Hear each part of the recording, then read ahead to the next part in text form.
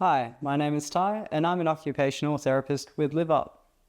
So for those that might be experiencing, say, some limited movement in their shoulders or even their lower back, what you might find useful is the dressing stick. So you do have two ends that you might utilize. However, let's say picking up a jacket from the floor, you might use the larger open hooks to then position the jacket and then reach into, say, the loop at the back of the neck.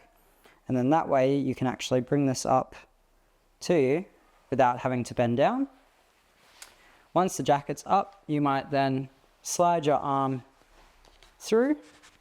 And then as you can see here, you can use a dressing stick to bring the jacket over to the other side of your shoulder and then release that one off of the hook.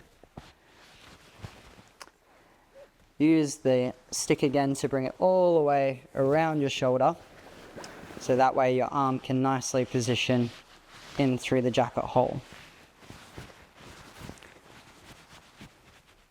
Once the jacket's on, you might then use the hook side, the smaller hook here, to fit around your zipper, so that once you've secured this together,